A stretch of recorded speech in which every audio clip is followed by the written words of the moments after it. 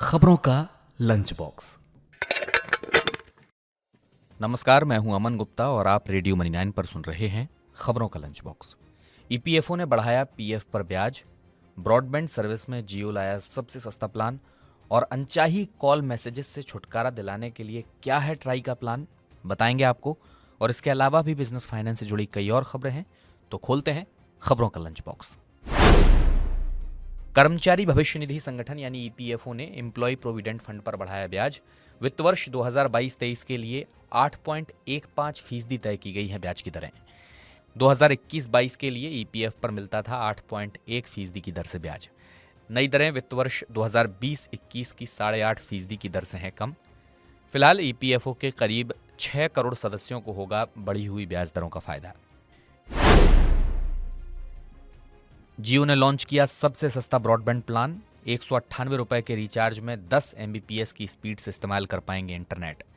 21 रुपए से 152 रुपए तक का अतिरिक्त भुगतान कर 100 MBPS तक बढ़ सकती है इंटरनेट की स्पीड। जियो की घोषणा के बाद दूसरी कंपनियां भी कर सकती हैं ब्रॉडबैंड सेवा सस्ती। IPL के समय में कई लोग हो सकते हैं इस प्लान से आकर्षित। बैंक अब किसी भी कर्जदार को मनमानी से नहीं कर पाएंगे फ्रॉड घोषित। सुप्रीम कोर्ट ने कहा कि बैंकों की ओर से किसी भी कर्जदार को फ्रॉड घोषित करने से पहले सुनना होगा उसका पक्ष। सुप्रीम कोर्ट ने इस मामले में बैंकों को RBI का निर्देश मानने की दी सलाह।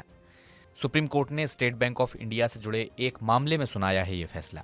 इस तरह की सख्ती से बैंकों की रिकवरी में हो सकती है देरी।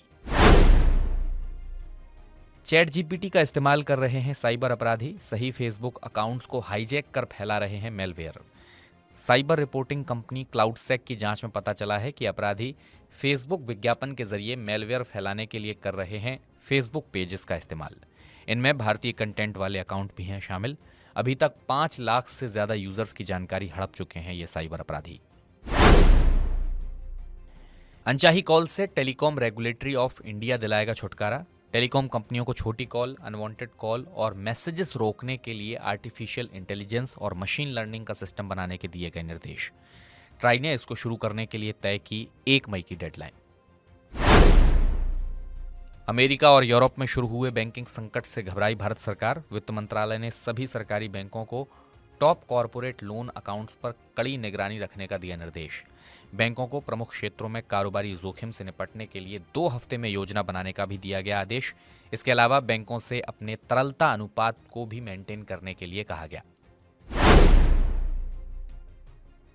केंद्रीय सड़क परिवहन और राजमार्ग मंत्री नितिन गडकरी का दावा कि 2024 तक भारत में होंगी अमेरिका जैसी सड़कें। भारतमाला 2 को जल्द ही मिल सकती है मंत्रिमंडल की मंजूरी।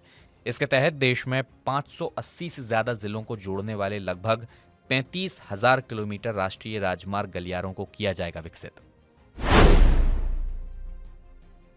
कोटक महिंद्रा बैंक ने 2 करोड़ से कम की FD पर ब्याज दरों को किया रिवाइज। बैंक 7 दिन से 10 साल की FD पर दे रहा है 2.75% से लेकर 6.20% का ब्याज।